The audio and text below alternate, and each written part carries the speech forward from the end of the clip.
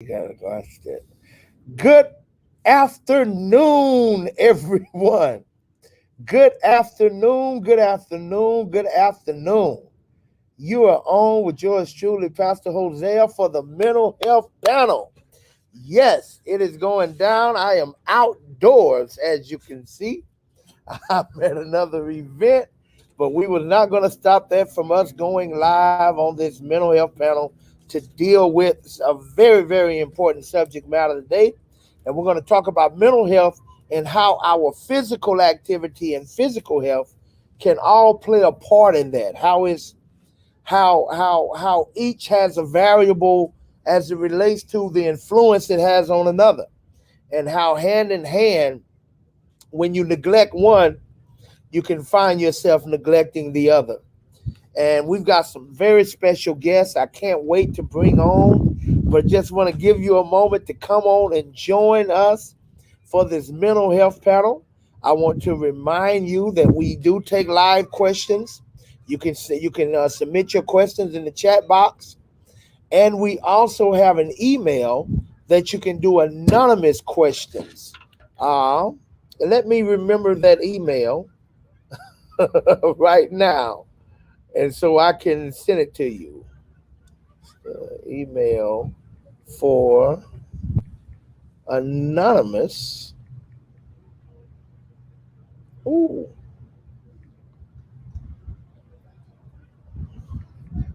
for anonymous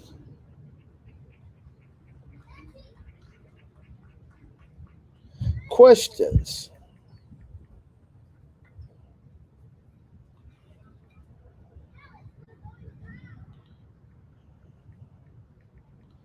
Questions, show.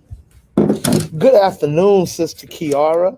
Let me also go on to my personal page so I can see who we have logging on there that it won't allow me to see on this particular platform. Don't want to miss out on nobody. Want to catch Lottie Dottie everybody. Good afternoon, Sister B. Tanner Love, Sister Beatrice. God bless you. Hallelujah. We want to get everybody on here.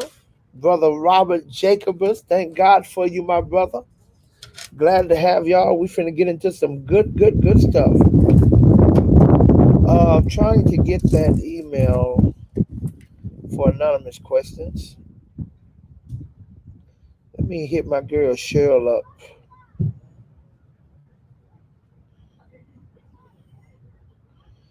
She knows it.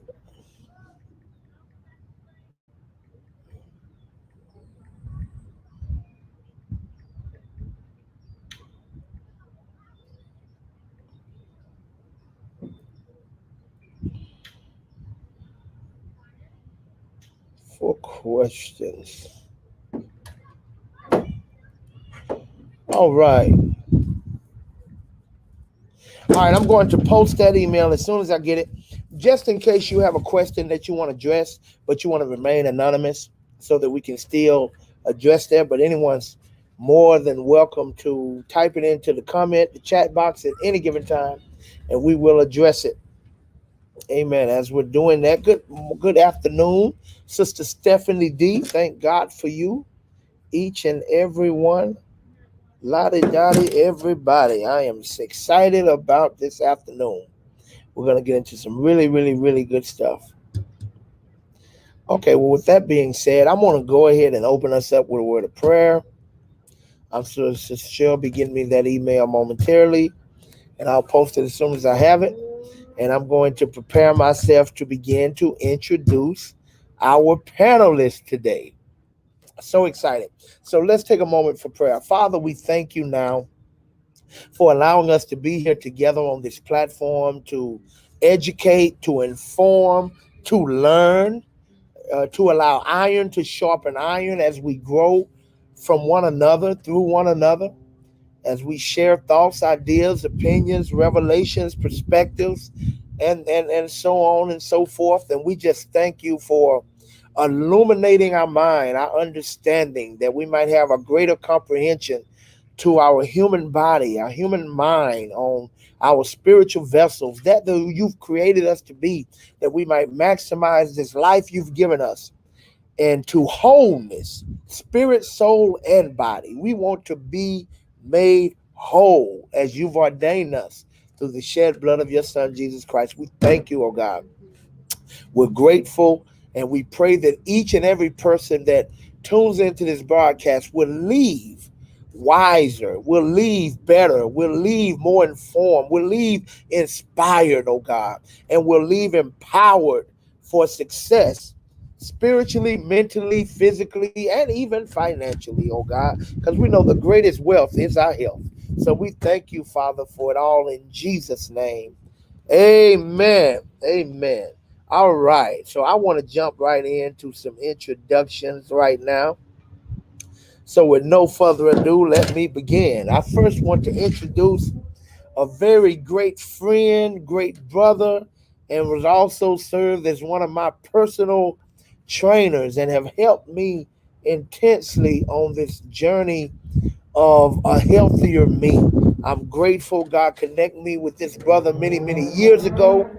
He served with me on I Am, the International Young Adult Ministry at the City of Refuge. Through his leadership and guidance, we were able to do a lot with health and wellness in that ministry. We was able to even raise funds for greater causes, missions, and things of that nature. And I want to give you a little bit about him. He is the founder and director of Polarity Division, aka P2V. He has over 25 years of experience in this field. His last 9 years, he served as one of the top trainers at Equinox. He's a fitness manager and team mentor at Equinox. He served there. He's the co-author of anthology book and number one bestseller on Amazon, How to Live a Vibrant and Healthy Lifestyle with the likes of Wim Hof, aka the Iceman, and many others. He's done so much charitable work with the U.S. Armed Forces internationally. He was also a soldier himself, so he's a vet. My brother, my friend, the one and only Paris Turner. What's up? Hey, PH. How are you, my man? I'm doing well, brother. I'm glad to be here with you, man. Amen. Definitely, definitely. Well, we're going to keep it moving. I want to introduce, man, my girl, my friend, my sister. Oh, man, she's been connected to me for pretty much not long, only months after I set foot in Los Angeles, California 14 years ago. God connected us shortly after that, and she's grown by leaps and bounds. I'm so proud of the awesome woman of God she's become, and we have her here today. She wears so many different hats. She's a missionary. She's a yoga instructor.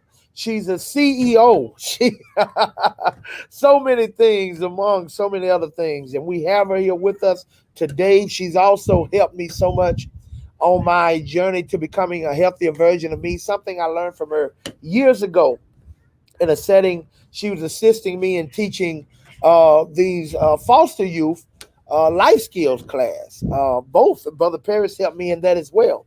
And I remember something she said that I never forgot. She talked to them about finding your thing, like as it relates to physical activity. If there's something that you enjoy, because when you don't find a thing you enjoy, it's so strenuous to commit to it on a regular basis. She said, find your thing and do it daily, do it often, and burn those calories. And I discovered through that statement she made that my thing was dancing. I enjoyed dancing.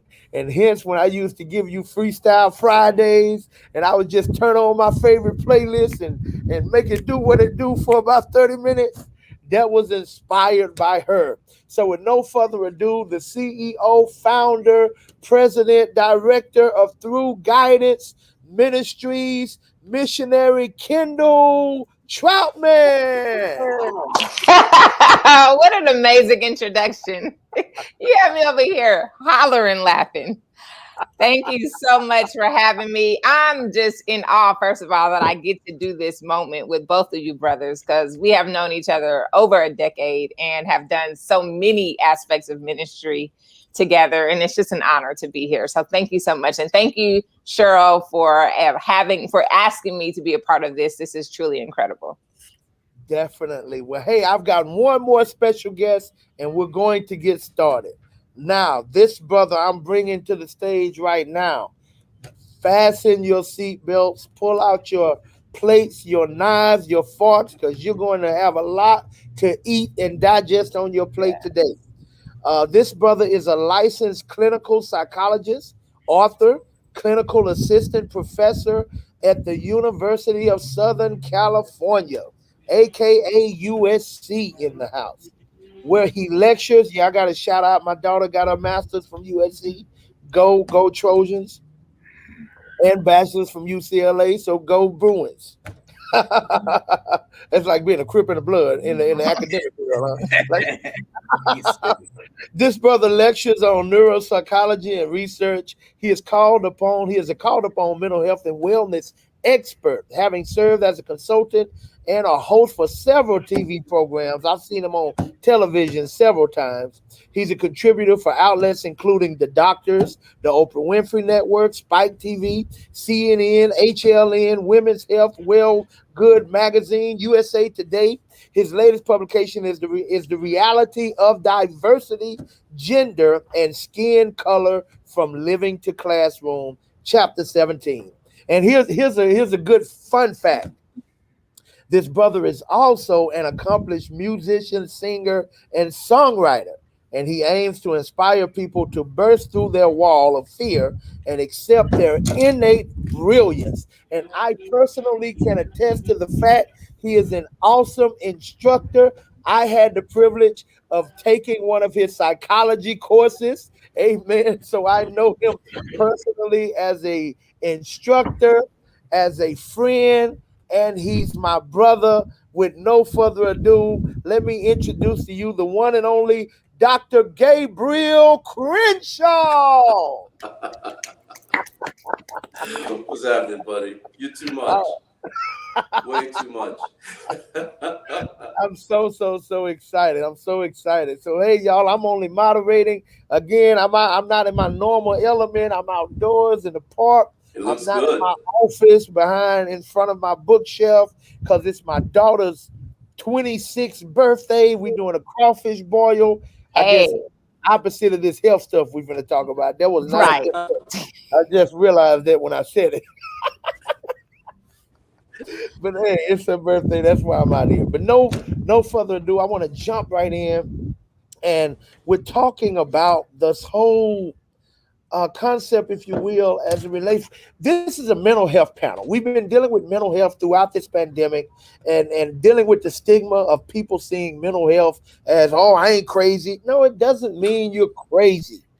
Mental health is just like physical health. You can have poor health, or you can have good health. And if we're not intentional about it, it's not likely for it to be good health if we're not intentionally taking care of that aspect.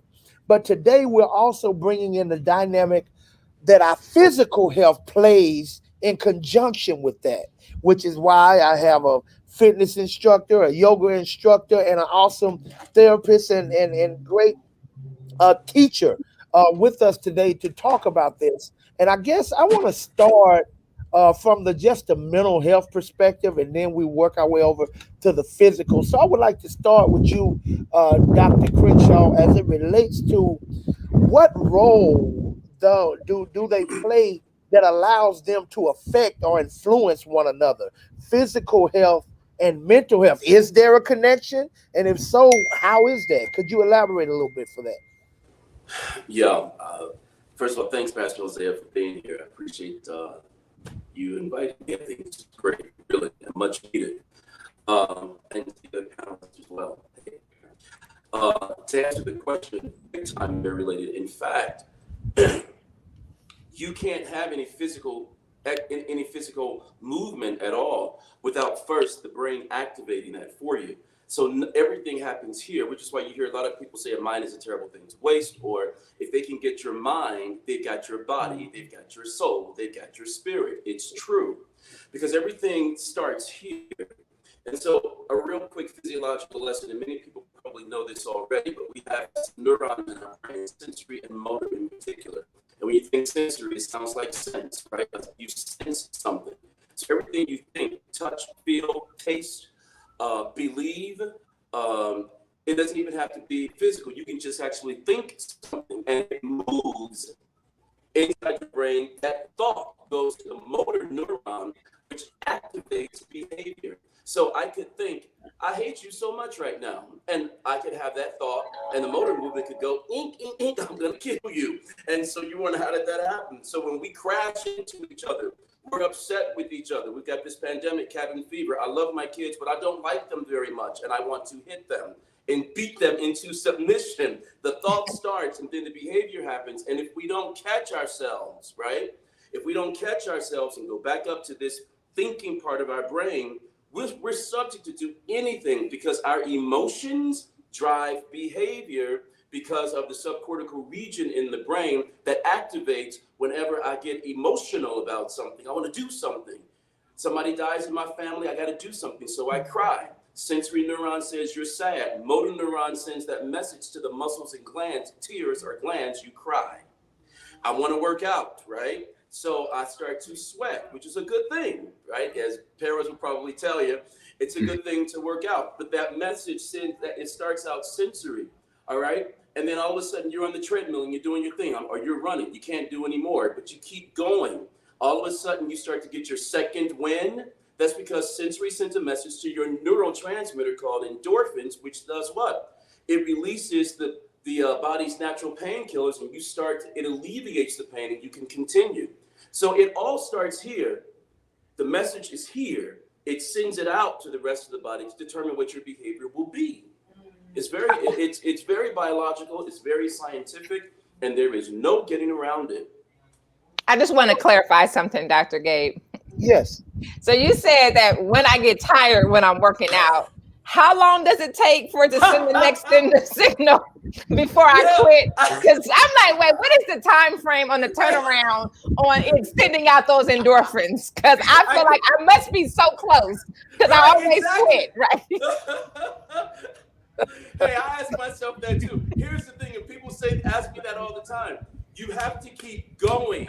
The problem is, when you first feel that, I can't do anymore. Right, Paris? You have to keep going, which is why it's good to have a trainer. You all start paying your trainers. They will push you, and then you go, I can't do it. After that, I can't do it, just go 10, 9, 8, 7, keep doing it. By the time you get to 3, 2, 1, bam, it kicks in. And okay. you feel good about yourself. Okay. Don't quit. Okay, I got you. I appreciate that. But if it don't work, I'm coming for you, Dr. Gabe. Hey, y'all get valuable information. He's the one that set all this up. I set it up. Hey, I love that. Hey, you know what you just reminded me of, though? I remember watching this documentary a long time ago, or maybe it was a book, whatever it was. It was about Muhammad Ali. And one of the things they said about him, the guy said he had been working out. I don't know if it was sit-ups or whatever he was doing it. He had been doing it for like a long time. And then all of a sudden he started counting. 1, 2, 3. And the guy's like, wait a minute, 1, 2. So you've been doing this all of this time. Why are you counting now? You've done 100. He says, I only start counting when I feel like quitting. Yes. Because it's how many I can do when I don't want to do anymore that really matters. Right. That's powerful. Yeah. That's powerful. Brother Paris, let's bring you into this conversation, man. I want you to elaborate a little bit. I know you jumping, you turning flips on the inside. Talk to us. No, sure. I'm just enjoying just hearing what the doctor is saying. So he's right. It's crazy because I used to struggle with anxiety big time. I was diagnosed just recently with PTSD and as well anxiety. As a veteran, I'm a Gulf veteran. I mean, I'm an Iraqi veteran Gulf, war veteran, and talking to the doctor, I had suppressed a lot of things that I had been through 20 plus years ago. Never really necessarily thought about how it affected how logically I basically dealt with my own perspective on things. And so, working out at the end of the day was my safe haven. Going through my separation 15 years ago, 20 plus years ago, being a young father, just dealing with everything that comes with, stress. Working out was always a haphazard way of making me feel better. It was how I coped. And then when I got educated and started studying and so forth, understanding epinephrine, norepinephrine, adrenaline, and how it affects the heart rate and stuff like that, I started getting into understanding that if I pushed myself, I would just feel real good. Like Kendall was asking, why or when does it happen? And typically it would be after I got out the gym and I would hop in the car. And let's say if I was going to the gym and if it was traffic, I was worked up, I'm hollering at traffic. But then after leaving the gym, I would get in the car and it's all bumper to bumper traffic and I'm chilling. I'm like, I'm just relaxed, like, dude, feeling great. Wow. I didn't know at the time what that was. And then this last dot that I connected, actually talking to this doctor, I realized my paradigm and all the things I had been through, I was suppressing a lot of different things. And I came up with my own meaning subconsciously of what I thought those things were. And now that I have a more clear understanding of why I did what I did when I was younger, I was diagnosed with hypertension in my 20s, systolic, diastolic of, I think my systolic was 170 and my diastolic was 90. So all the stuff was coming together now at 45, 40, because I'll be 46 in November. So, when I was young, I didn't know, I just fought through it. But yes, movement is everything. And it makes me feel so wonderful. And it is my drug now, man, just exercising. Well, hey, you guys, I have a question. Let me post it on here before I ask the question. So those that want to ask anonymously, you see right there, anonymous mental health questions at calvarymentalhealth@gmail.com. That's how you can submit your question anonymously. We have the email address there in the chat box, so feel free to use it, or you can just ask us right here in the comment if you're not, if it's not something that you need to be anonymous about, and we can address it even quicker. So please do, those listening and tuning in, take advantage of that. My question is so as it relates to, how some of us that aren't gym rats, right? Let me raise my hand. Is part of that not knowing we need to, but just not being able to get motivated to go, all a part of our mental health issues?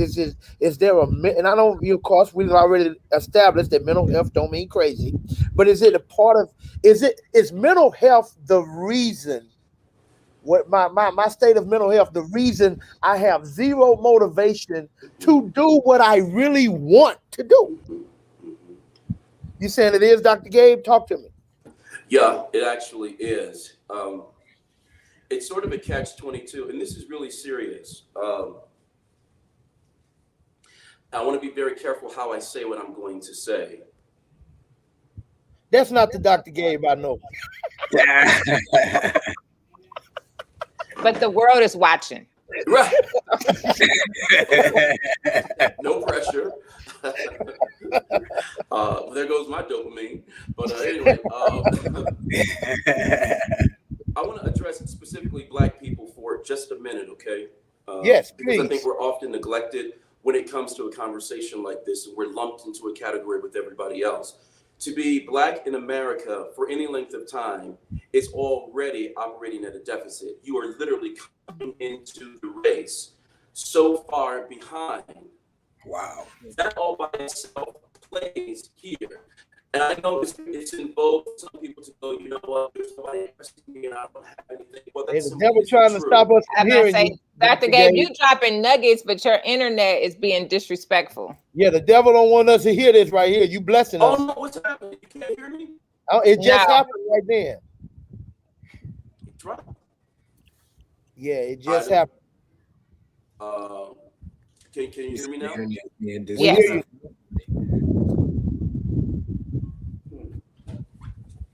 Wait, maybe I should get my earpiece or something. Is that the problem? I don't know. You sound fine now. You're frozen, but you sound fine. I'm frozen, really? Yeah, but you sound fine. It's more important for us to hear what you're saying. Let's just try to bring that back again about how we as Black people start with such a deficit. Okay, so we're operating at a deficit when we come here. Okay, so you're already in a race where you're already lagging behind, but you're being told you are lazy, you are unmotivated. If only you could pull yourself up by your bootstraps. If only you all could stop playing the race card. If only you could just get inside mainstream, you'd be okay. So here we are on this trek, and we start going. There's nothing holding me back, but you have all these things with their knee on your neck, but you got to pretend like the knee isn't on your neck. So you're already playing mental games with yourself. Then you got to be in shape. Then you got to be in school. And then you've got to be a great father. Then you got to be a great mother. And then you got to be a great student. And then you got to be a great worker and pretend like race has never been an issue. So everything you see on TV, from George Floyd to Eric Garner to Tamir Rice to Trayvon Martin to Martin Luther King to Malcolm X to Frederick Douglass to Tuskegee experiment, we could just keep going back to civil rights to, all of it, Jim Crow to hanging in trees in the 30s, everything. We get to pretend like none of that ever happened. So do you see the mental calisthenics that you're already having to do to pretend like the reality that exists doesn't really exist? So you are already in a mental frenzy before you get out of bed. Wow. So now I'm telling you, you're gonna feel better if you can just exercise. You can just get into the gym. And you can't find the motivation to get there. Why? Because you have no serotonin in your neurotransmitter, which is responsible for the ability to be calm and rational. Your prefrontal cortex, where all the thinking happens, is so jumbled with all the other BS that you have to deal with. It's hard to think clear. And then the emotion of the people in your family that died at the hand of racism, the job promotion you did not get at the hand of some level of race or some unfairness. It doesn't matter what it is. You have to put race on top of it. And so I don't move in the world without that knowledge. When I'm driving down the street, I have a different perspective of potential police officer stop than anyone else. That wreaks havoc here. And so we're operating at a deficit. We want to work. I really do believe a lot of us want to do what makes us feel better. But the what we call the avolition, you just don't have the motivation to do it. And to go see a therapist is a novel experience for a lot of us because we don't trust them. Why would I go see somebody who I know is going to pathologize me, tell me that I'm crazy, when I already am denying a lot of the crazy in the world that exists already? Yeah. Does this make sense? And so total sense. I get it. So then we just go to church, and church is great. You're a pastor, but we just go to church and we try to find solace there. But praise and worship, while it will give you some dopamine, is not going to change your situation like that. So then what happens is, it's like I'm going to say, what happens is you have the people who are the craziest. They're the praise and worship leaders, and they're doing their thing. Yeah. Come on, saints, lift your hands and do all this kind of stuff. And they don't even realize just how depressed and anxious they really are. Because inside the church, you can pretend in this way. It's rewarded. Give God your last, give God your highest praise, your sacrifice of praise.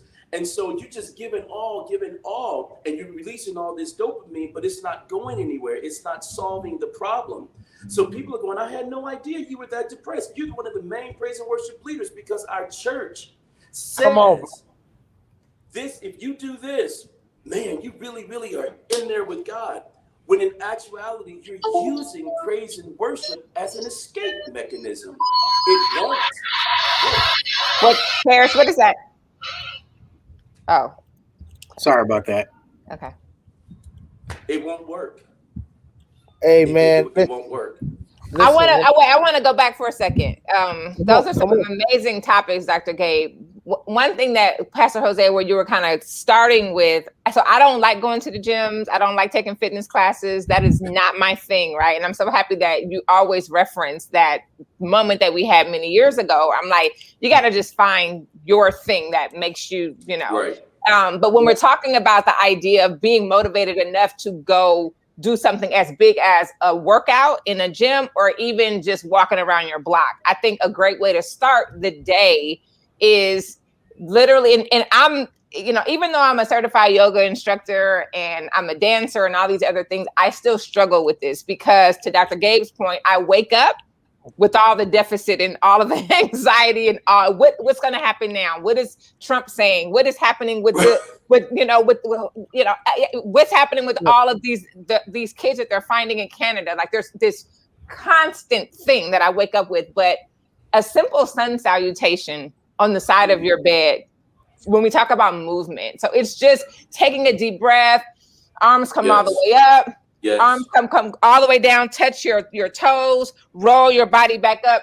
Just 3 of those with breath. Inhale, exhale.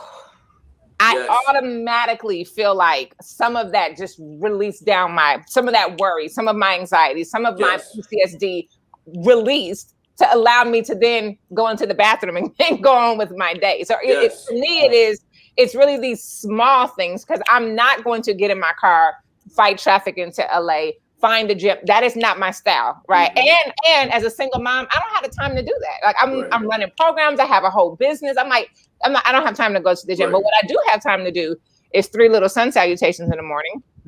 After lunch, what I have time to do is walk the parking lot at my office or walk the block, even if it's just 5 minutes. Like I just gotta find these moments. But what I realize is, when I'm outside, especially just taking an easy walk, I'm not huffing and puffing. I don't like to sweat. So I'm not going to do all of that. But I feel lighter. And as I'm listening, I'm like, oh, that's the dopamine. It's playing a trick on you. But what I will say, while that is releasing, it does allow me more clarity of thought to be able to pursue more tangible things. So I've been in therapy consistently now for 3 years. On and off for the past 15 years.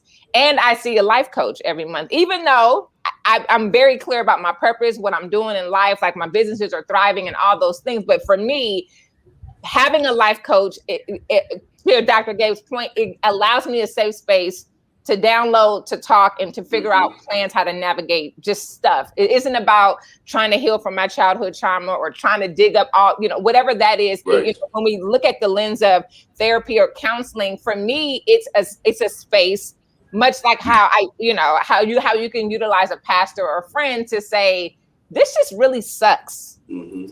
Am I allowed to say that out loud to the world? Like, this sucks. Yes. I don't know how to do it. And the first time I was ever actually introduced to therapy, I was in seminary at Fuller Theological Seminary, and I was taking a course, and I started to realize all of the injustices that were happening, the depth of the injustices that were happening to Black children and Africans all around the world. And I felt so overwhelmed, and I got mad at God. I'm like, you call people to go to respond to these things, but the issues are so deep, so massive. They go back generations. And in that moment, I realized, oh, you need therapy, because you got to talk through how not to be pissed off at God, how to navigate responding to these things, and to understand your role in them, right? And so anyway, I know I just went on a bunch of different tangents, but I'm just trying to speak to all of those that are watching, and that's like, I'm not going to no gym. I'm with you. But what I will do is a 20-minute yoga session, right? 3 sun salutations, and I normally have on my watch, and I wear a watch, tracks my steps. That's all I can offer my body for movement on a daily basis. Hey, that's good. I want to speak to something you spoke to, and I want to address a question that's more generated toward you and parents, for everybody, but I want to touch this question. The first thing that you spoke to, and even to Dr. Greer's credit with what he said, it sounds like we in our community we often feel maybe it makes us weak to need help. It makes us weak to need to talk to somebody, because what I'm hearing from you, Kendall, you have a team. I There's have to have a team. Without the the team, life coach, the it's therapist, yeah, even church, all your of it. Yeah, spiritual relationship is a part of your team. It's 100%. You know, I I did like that. a youth I love that. leadership training in with foster youth many years ago, and we blindfolded them and put them on this. We took a bunch of like bungee cords and had them all crisscross configured around these two trees, and the girls had to walk through and trying to find the end of these ropes. There was no end.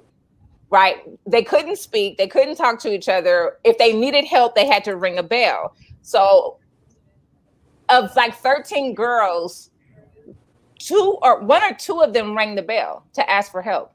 The moment they rang the bell, we would remove them from the tree and say there was no exit.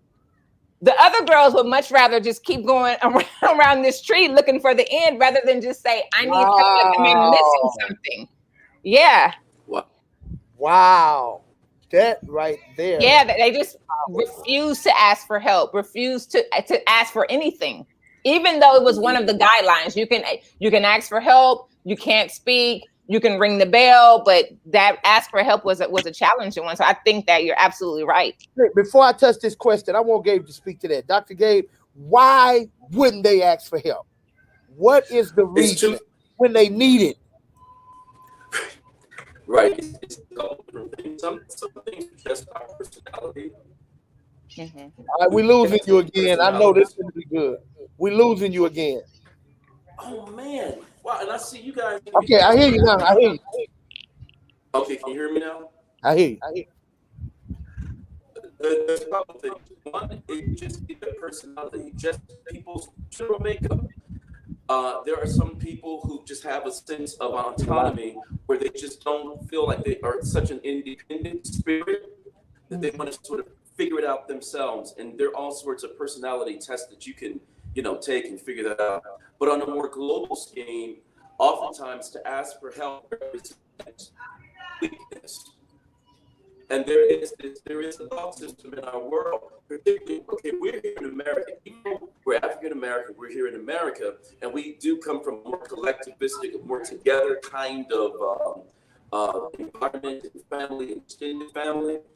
The individualistic, westernized thought system, we are all a part of too. And some of our kids and even adults take on that more individualistic perspective because it's that I'm self-made, right? I did this myself, and there's a lot of reward and congratulation and kudos that comes with, oh my God, they did that all by themselves with no help.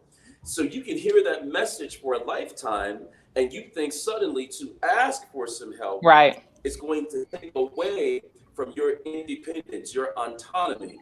Now, you bring that into mental health, or even whether you go to a doctor, a primary care physician, or a shrink like me.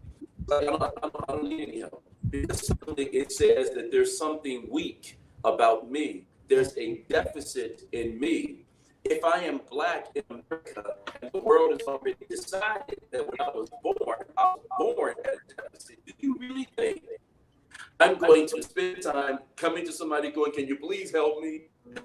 I'm weak. I don't know what to do. All I got is my pride. So, man, all I got is my manhood, my masculinity. I won't let you take that away from me by saying I need help. Absolutely not. Yeah. And I guess I would also think for these, especially in the foster system, that was crying out for help as a baby, been crying out for help as in their very young ages, to be disappointed, to have people leave. So now, out of a defense mechanism, yeah, if absolutely. I don't need you, you can't hurt me when you don't show up. Right. So well, let me get to these questions. I don't want to miss questions from out because I could go on and on with this. And I want to speak to this with something that Paris told me a while back. Paris was training me, and one day he saw I showed up depleted. He saw it on me. I was counseling somebody when I was pulling up, and he was all ready for this workout. He was like, what, Paris, before we even start, he asked me, said, how much sleep you get last night? It was one of them nights I got like 3 or 4 hours. He said, hey, matter of fact, let me switch. I want you to walk around this track for this amount of times. I want you to breathe. I want you And when he came back, he was like, I felt so much better. He's like, now we because he saw my mental state. Yeah. What it's like he dealt with my mental state before we even really got started on the physicality. And this question says, how does breathing play a part in movement and mental health? Both Kendall and Paris have told me about my lack of breathing. I know who that is. So do I. But to start it off, Paris, explain that. How does breathing play a part in movement and mental health? Why you on them about their breathing? Yeah, man, you guys are just gems. I mean, Dr. Gabe, Kendall, like, I mean, I'm just actively listening and I'm taking in so much. It's so cool just sometimes to just listen and not run my mouth. Yeah. Yes, sir. One, your systolic blood pressure, what your heart is doing is you're pumping blood out, and that blood is taking nutrients to other cells. So basically it's taking the blood flow out and then feeding all the organs. That's the systolic number. Then your diastolic number is in between each beat. That's how much pressure is on the artery walls. So both are on the artery walls. When you're breathing, the templates, the little blood bubbles that are within the blood itself, it carries oxygen and it galvanizes the cells. And what it does is that it gets the brain to oxygenate. And the doctor is hitting a lot of scientific strong points that I love, because sometimes we tend to oversimplify things, but we don't talk the science. And people don't realize that when you're breathing, essentially you can live off of water, you can live off of food, but try to not breathe for 2 or 3 seconds and see what happens to your body. Your body's going to completely shut down. For me, I have my clients do crocodile breathing. I have them to do different techniques. Like I said, haphazard. Yeah, it's just different techniques that you can do, whether it's diaphragmic breathing or crocodile breathing. Listen, Perry, you can't throw crocodile breathing out there and then not tell us what it is. You gotta. That's my problem. I've been breathing like that. I'm like, maybe I'm not crocodile breathing. Please tell me what that is. Basically, you have someone to lay down on their stomach, and you can take like a weighted pillow. I mean, like a weighted bean bag or just a pillow, and people typically do what is called paradoxal breathing. So what happens is first you have to get the lungs, which the diaphragm is the biggest muscle in your core. And it's like an upside down mushroom. So it's like a stalk going up here and then it spreads out at the bottom. And so what you do is you get this person to lay down on their stomach and you put your hands on the side of their stomach and you tell them to first sip to get the diaphragm muscles to start to stretch out, because it's atrophy, meaning that you're not even taking deep breaths. So your actual diaphragm becomes tight. So you're not even really utilizing it as much as you should. And so you put your hands. So I put my hands on the side of a person's waist and I tell them to take a deep breath, inhale the nose. And what happens typically, if they're inhaling and I don't get a push out from the side of their waist, they're paradoxal breathing. So what's happening is they're just taking the oxygen to the chest and they're not bringing it all the way down to the diaphragm. But you first have to get the nervous system to actually adapt to just taking breaths, because people are so used to taking short breaths that they don't know how to get the oxygen down to the diaphragm. And then what happens is once I see that the size of the stomach is pushing out, now I know I'm getting that oxygen down in the diaphragm area, and then I just have them to breathe out. And so that's a good way of, let's say, one of my clients who, working 80-hour work weeks, and I told you to take just a break from me because I can tell you was jumping out of one situation. So your vibrations and your frequencies, you were on another level. You were still there. So I needed you to take the time out to fill your cup up, walk around the track and start breathing haphazardly. So when you come and see me, I can have your undivided attention. That's the problem, is people don't take the time out to just diaphragmatically breathe.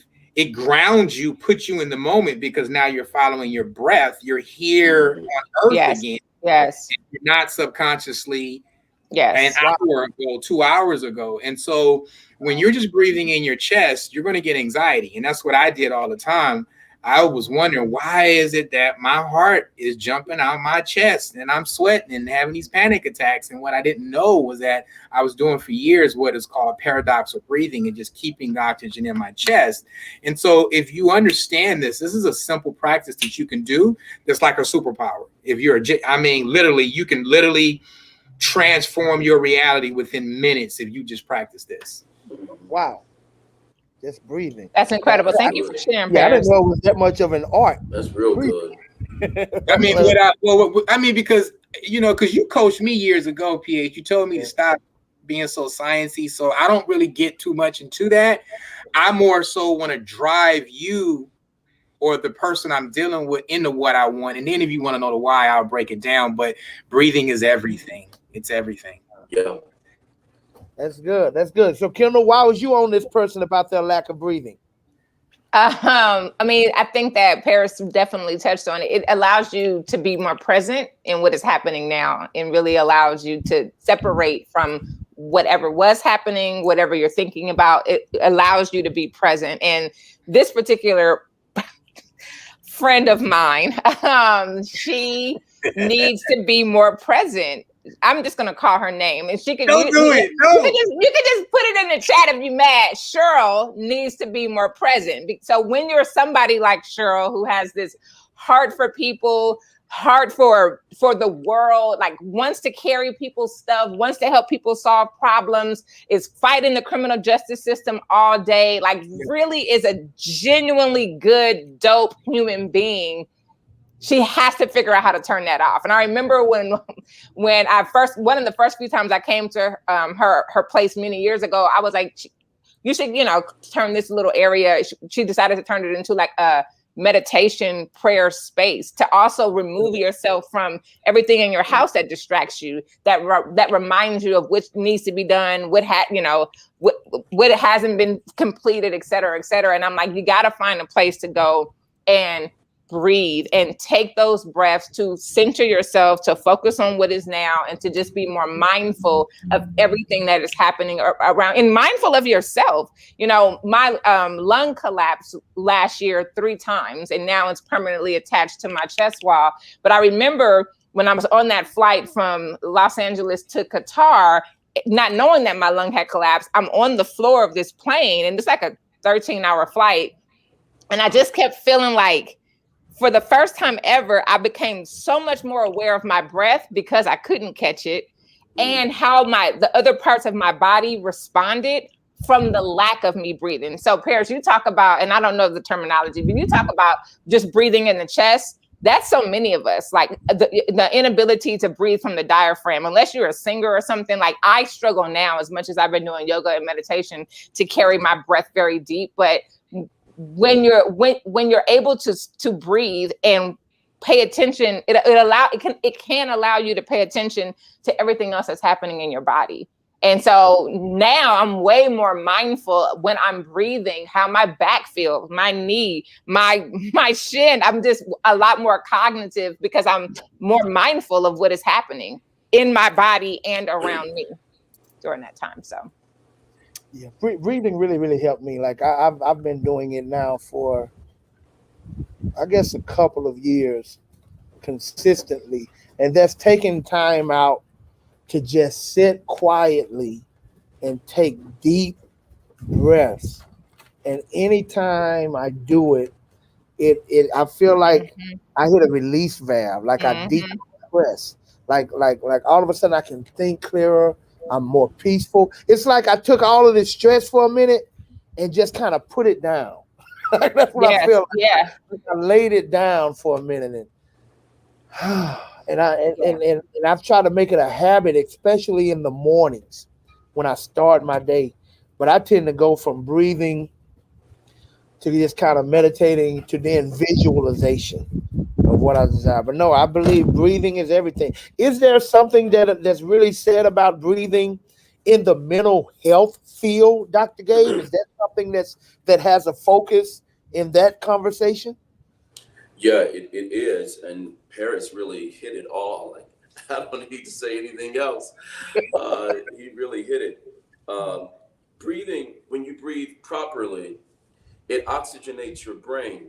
So remember, I started by saying nothing happens until it hits the brain first, and then the message is sent out.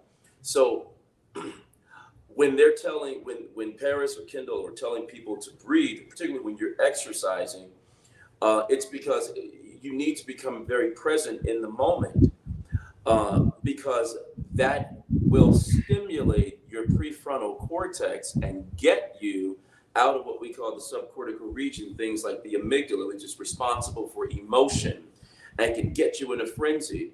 And most importantly, your sympathetic nervous system, that fight or flight response. Everybody's heard of that, right? Fight or flight. You see 10 Rottweilers, what are you going to do? Fight them or are you going to run? Right? Because and so breathing protects you from you. And I thought it was very interesting to hear what Kendall was saying and Paris saying too, that you have to be present. I think, Kendall, your friend, you were like, you have to become present with yourself. People who are always helping other people to the exclusion of themselves are not in touch with themselves. When you start to breathe, it's not selfish. It's required to live. Yes, sir. It's mandatory. Yeah. And so you could spend a lifetime, doing that paradoxical breathing that Paris was talking about and never really get to the center of who you are, which means mentally, you never really know yourself. Yes, sir. So then the question becomes, why don't you want to know yourself? Right. You want to spend all this time helping everybody else get to know themselves. But when it comes to knowing yourself, and if you really sit down and talk to people and go, okay, hold on a minute, let's just concentrate on you. Literally, some people in my office has gone, okay, but there's really not a lot to really to talk about me. I mean, that's not why I'm here. I'm here because of my wife and my husband and my kid. And they say, well, what are you getting excited about? Right. All of a sudden, you're here in your chest because you are afraid to go here to get to you. Yeah. That is a mental block that will forever stop you.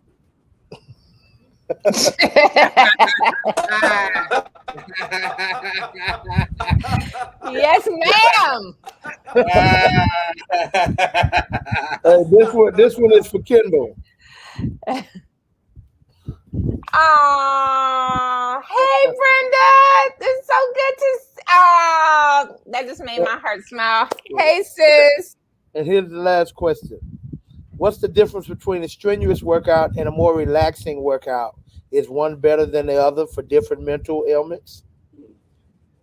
You want to start on that, Paris? I'll throw it to you first. Yeah. Speaking of helping, Cheryl told me to talk more. I said, I don't want to be rude, so I'm waiting my turn. That's a great question. So basically, what would constitute as strenuous is when the cortisol levels are too high. When you're fight or flight, like Dr. Gabe said, when you're in fight or flight, you're producing from the adrenal glands a lot of adrenaline, epinephrine, and cortisol. And those are being spewed into the blood stream. And two, it has been proven scientifically that adrenaline just doesn't dissipate. It doesn't go away, even though your cortisol levels drop. So stress literally is within the organ tissue, and so when I have clients, that's why I ask you if you slept. If you're not sleeping, then your cortisol levels are high. Right. And so you have to get REM and deep. There's you should be getting at least 6 cycles, which is equivalently, if you're getting that window. I hear, you need to sleep 9 or 8. I don't believe in that. Everybody somatically is different. Everybody's body type is different. So if you get the 6, now you're getting all 3 waves, and you should be getting that deep. When you get that deep, that's when your body is healing itself, and that's when that cortisol level is dropped. It's actually dropping. I've had a full blood panel. I've been doing it for years, so I know this from experience. I had elevated cortisol levels in the middle of the day, and what was happening, I was drained and tired when I was at work, and then I couldn't sleep at night, and I'm up like this, waking up thinking that it's time to go to work, and it's 2 a.m. Remember, I was teasing you about that. Thinking you getting the word. Sometimes, no, you just jacked up. I mean, not you, but me, just in general. Long story short, cortisol levels, when they're high in the blood and you come in to work out. So what we're going to do is we're going to walk on the treadmill. And that's why it's good to walk when you're tired. Because when you walk and you're in an aerobic state, which is 65% of your heart rate. Everybody has a target heart rate. 65 and below is aerobic. Anything above 65% is anaerobic. So you always want to stay at 65 or below and just walk, and that will bring down your cortisol levels. But you do want to do something even if you're tired, because you want to get your body that's jacked up on vibrations and frequencies from working on the laptop to do something so you can sleep. It's just that you need to do something very chill and subtle where you can have a conversation and also move at the same time. And if you're doing that, that'll bring down your cortisol levels. And then that would be actually equivalent to a hard workout if you had slept all night and then you want to come in and go hard. So I tell people, well, I didn't get good sleep, so I don't want to work out today because I don't want to waste my workout session. No. But listen, you have a dichotomy of, there is no, like, you have moderate workouts, you have light workouts, and then you have heavy workouts. We're going to do whatever is needed for you to continue to get to the end goal. You don't necessarily have to sleep 8 hours to always come in and work out. We just modify the variables and then bring down the cortisol levels. Now it's just equivalent as you going hard. And that's wait, hold on, Paris. Now I don't know how to gauge my cortisone levels, and I don't have a trainer. But no. And I don't want to know. And from a layman's perspective, back to the question, I'm like, are my yoga, walking, sun salutation, maybe roller skating in the parking lot, does that suffice for mental health? Or does it need to be more intense? This super intense workout that, So basically you go off of, because some people only sleep 5 hours a night, and some people struggle with sleep. So that individual is going to most likely be more sympathetic dominant, like Dr. Gabe was saying. So when you have someone who is sympathetic dominant, then you want to basically make the bulk of your workout program that type of activity, because you're more prone to having high cortisol levels, to answer your question. And yes, it does suffice. If you're someone who's basically just pushing sometimes because you have a deadline driven project, so you only got 4 hours of sleep, then necessarily you want to throw in some days where you're doing a little bit more intense workout, strength training. But that's because you just know at the end of the day that you are getting the sleep in a 7-day period. So remember, environment demands a response. Everybody's environment is different, and somatically everybody is different. Also, there are deficiencies in terms of nutrients. Your gut is your brain. It's your first place that everything goes. The brain is the core. Okay, so it is the most important, but the first place that everything that goes into your body first goes into your gut. And so a lot of times people are just deficient in nutrients because they're not absorbing for whatever reason. And then Dr. Gabe also said that, as Black Americans and people of color, we're dealing with cellular stress and a lot of things from our past. So we're already deficient because we're descendant of slaves. And so a lot of times, if you're not getting blood panel work and you don't know what you're deficient in, you can have a fatty liver and not lose any weight and do everything right. So you got to find out where your blood panel is. That's good. I just want you to, one thing on that, because you talked to me about that, just for the sake of people knowing, how would they go about finding that out? I know you've told me, but I want to get those. Unfortunately, our medical and health system is a bunch of crap because they want to make money off of it. Yeah. And they're not going to teach us this in schools. And remember, I was just diagnosed with PTSD. My daughter told me something was wrong with me. My family was telling me, it's hard to be outside yourself when you're going off on people. I'm keeping it real. Yeah. Right. Doc, you would have fun with me. I have 2 boxes. I have the crazy box and a normal box. my crazy polarity, that's the name of my company, Polarity to Vision. My crazy is crazy. I am a little crazy. I'm just not as crazy as you. And I learned about sociopath and narcissistic and all that stuff. So I've been studying myself. Doc said to get to know yourself. And then you got normal box. And I'm not normal. So I'm crazy and I'm not normal.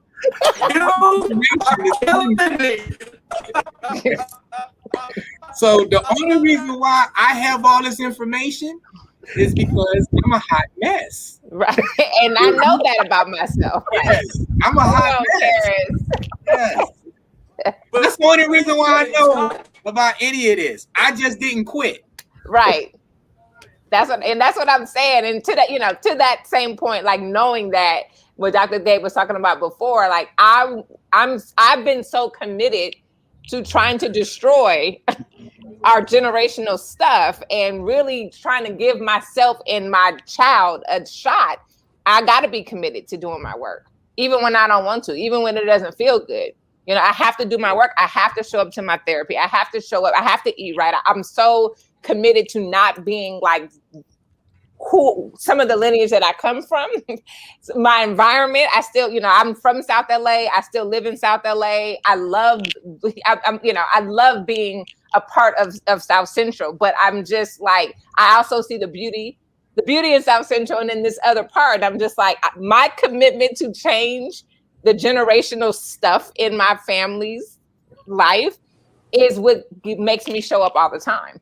And to your point, I'm like, I know where I fall short as a human, and I don't want to be like that. And I don't want to teach it to my 7-year-old. So I got to do the work in order for things to change. And, that's the journey I've been on. Let me say something real quick. Yes. This is amazing. I wish this could go on and on and on. Paris, I just love you, and Kendall, you guys are just awesome, really. You said one thing that struck me, Kendall. I don't want this. I don't want that. I got to make sure I don't give that to my daughter. I don't. And for everybody out there, I want to offer everybody this. And it's not a mental trick. It really isn't. It might come across that way, but it's not. Decide what it is that you want and only say that. What I mean is, so there's a way to say, I want to make sure I don't want to be that thing that from this line, from that. That's one way to look at it. The other way to see it is, I want to be healthy, mentally, physically, etc., spiritually. I want to be able to have pressures and problems that come up just in every day, even things from my past, and deal with it this way. That's what I want. What you do when you do that, only speak about what you want, then your mind and the universe, God, all that co-conspires with you, and the only result you'll ever get is what you want. When you say, oh my God, I don't want this, believe it or not, your focus is not on what you want. Your focus is on what you don't want. So guess what happens? That's good teaching. Your future keeps unfolding in this self-same way because your focus is on what you don't want. As a result, you're not putting the energy into what you want because you're spending so much time making sure that your future doesn't go with what you don't want, which ironically gives you exactly that, what you don't want. Teleology. Instead of don't be led by your past. You don't have your past push you into your future. You let the future you want pull you. Right. That's the difference.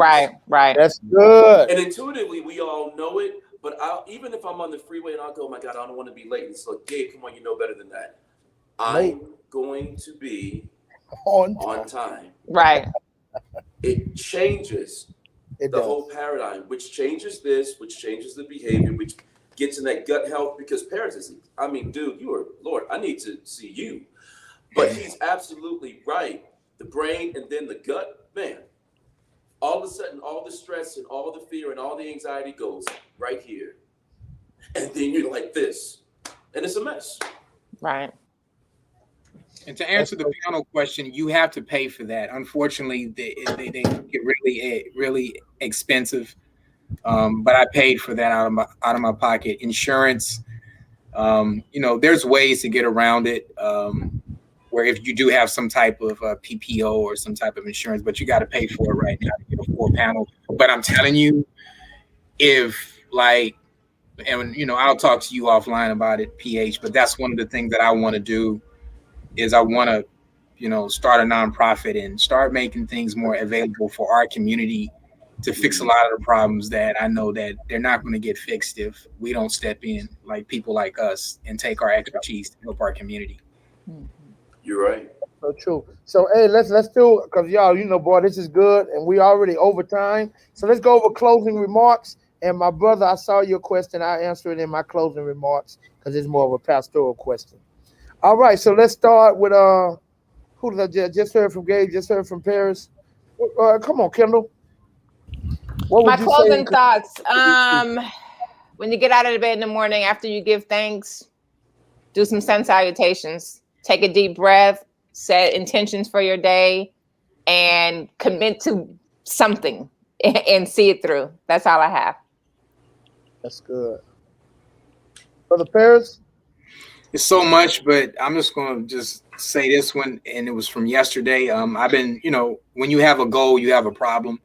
Most people don't want to see it that way, but because and goal is something that I've never accomplished or we've never, accomplished before. So there's new theoretical knowledge that has to be repetitiously practiced, and your skill level is going to be low, so you're going to struggle. And I've been going through that. And one of the things I told myself yesterday is, Paris, just be grateful. Just be grateful, because at the end of the day, if that's what God wants you to have, then you'll have it. And if not, you shout for the galaxy so you can land in the stars. So you got to stop attaching so much to what you want, because when you attach, you only suffer. So just be grateful. Yeah. Wonderful. And Dr. Gabe, closing. I feel like I've talked already. I just really, I don't have much else to say. People, give yourself the gift of you. And I know it's in vogue to do that, live your best life, and it's become such a saying, I'm not even sure what that means anymore. But give yourself the gift of you. That's good. Breathing, exercising on any level, taking time for you. Don't be afraid of you. Don't be afraid to breathe, but don't be afraid of you. And I'm talking to Gabe too. All of the gifts and the talents and everything that you have, that's your freedom. That's your bliss. Go for it. And if you're really scared and you're afraid, you've got Pastor Hosea, you've got people like Paris and Kendall. Utilize these people. They look like us, even if they don't look like. You might be white here, Asian, whatever. What these guys have to offer it goes beyond a color line. Give yourself the gift of you. I think it's the greatest thing we all can do. The Creator created everybody with a very special brilliance. Your job is to execute the brilliance in which you were born to do. And that you own free and clear. Get clear. Go where you need to go to get clear so you can walk into your own brilliance. That is easy, and you'll be rich in every way. I love it. I love it. I love it. And I love it.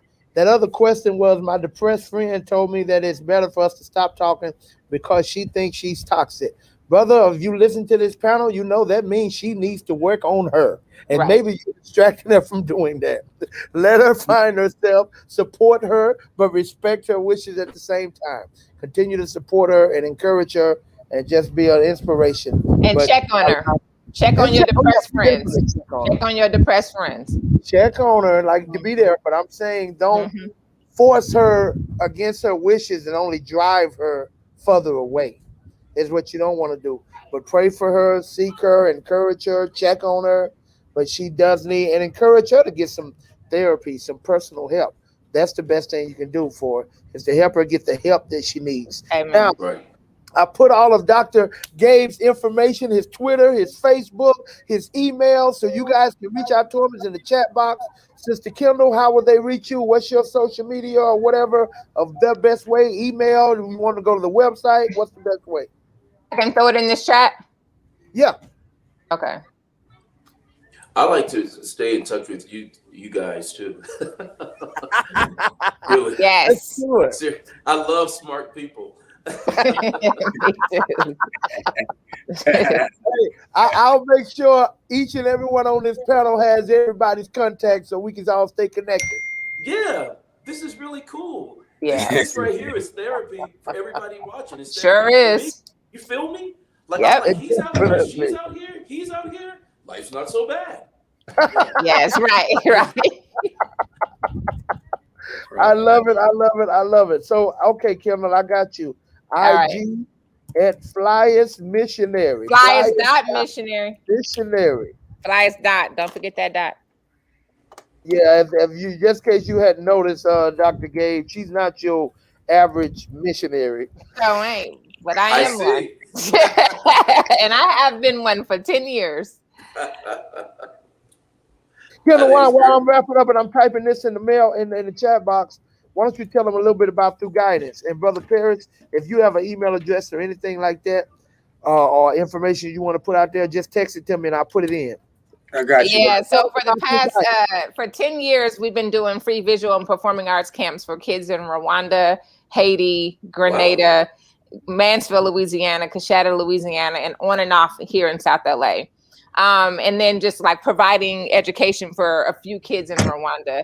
But we pivoted last year because of the pandemic. We weren't able to travel. So I just secured a partnership with the LA Kings and the Toyota Sports Center. And I now have a diversity ice skating program that just opened at the Toyota Sports Center in March. I have 32 Black and brown kids learning how to do ice hockey and figure skating. I'm super excited about that. And we're branching it out into other rinks. Also have a community garden, a vegetable garden at Calvary, which is where our corporate offices are. We're teaching kids how to grow food, harvest food, and about a third of our kids now have gardens at home, which is really incredible. Hey. I know. And through our partnership with the American Heart Association Teaching Gardens program, we are now doing garden workshops in the community. So right before this, I was at Crenshaw United Methodist Church teaching the community there how to harvest. They have a garden literally located on the front porch of their church for the community to come in and out and get food as they so desire. We are also currently sponsoring 15 kids who just started kindergarten in February. We'll be paying for their all of their tuition, school clothes, uniform, PE supplies, medical insurance for the next 15 years. So we'll be growing up with these kids. And then we have 29 grab and go locations around LA County. We've distributed just shy of 3.2 million meals, free breakfasts and lunches since March 30th of last year. And yeah, and so that's what I do. That's what I'm doing right now. Always been busy. Right. My God, next to you, I feel really I'm like super busy, but it's like really good work. Oh, we just started a dance program at Calvary. And so I forgot about that. It was like a month old. Right. You rolled the stone away and Jesus came out the tomb. Wow. No, I am just, and I hope that everybody who's watching, I'm really sensitive to how the Spirit moves in my life. And when I see opportunities, I'm just not afraid to go after them. Like George Floyd gave me my diversity ice skating program. I really should have named it after him because it was because of his death that I got it. A lot of companies were releasing statements about Black lives. Toyota Sports Center didn't. I was a customer there. My daughter was a synchronized ice skater. I reached out to them to see if they were going to release a statement, and we kind of had some silence for a little while. So then I showed up at their office and was like, I need to know if you're going to release a statement. And we had a brief conversation. I came home and shared that, I was a little disappointed about my experience. And then a month later, I have a partnership with LA Kings Toyota Sports Center and have a diversity ice skating program. But that was all, congratulations. In the name, thank you. But in the name of George Floyd, I'm like, that happened. And as a result of that, this beautiful thing gets to happen. And I got 60 kids they dominate the NHL and the Winter Olympics. And I hope I live long enough to see the NHL, 70% Black and brown. instead of the 2% that's represented now. So we'll see. Very good. You know when we get in there, when we get wherever we get. Listen, that's what I'm saying. I'm like, that's why they keep it. That's what I'm saying. I'm like, y'all don't even know. We looking at the future right here, about to dominate this ice. Absolutely. So anyway, it's been a pleasure, everybody. Definitely. Y'all, that's our time, Brother Paris. I know you rebranding and things of that nature. So you waiting on your rebrand for them to connect? Basically, I'm transitioning out of Equinox after 9 years. I've been in the industry for 25 years, but it's time for me to go. So I had to deactivate all my social media accounts. You can reach me at polarizedvision@gmail.com. And I have my Instagram up, but I'm going to be rebranding myself. When I come out, I won't have my name. I'll just have my company's name. So I'm looking forward to that. But you can always reach me at my email, or you can give me a like on P2V because I got to build up my followers. Okay, that's polarized2vision@gmail.com. Yes, sir. It's polarized. That's POLARIZE #2 vision VISION @gmail.com. And then my Instagram is polarity, and it's 1 and then a small v. And yes, we've been kind of in the cut. I just been pretty much introverted. I haven't been doing no social media. I've been over there for the corporate slave plantation. Yeah, I mean, it was. At least you was at one of the largest plantations. Listen, at least you was in a bougie one. I'm saying. You can look at this lavender towels y'all got in there. All right. You gotta do it. You was doing it the way you better do it, brother. All good, man. Hey, I love you guys. Thanks everybody for joining us. Until the next time, we're gonna try to be back with another mental health panel on the last Saturday of next month. Stay tuned for service tomorrow. I got a special announcement. I'm announcing when we starting back public services in person. So stay tuned until that time. See you later. God bless. We're out. Bye-bye. Hey, Doc, I'm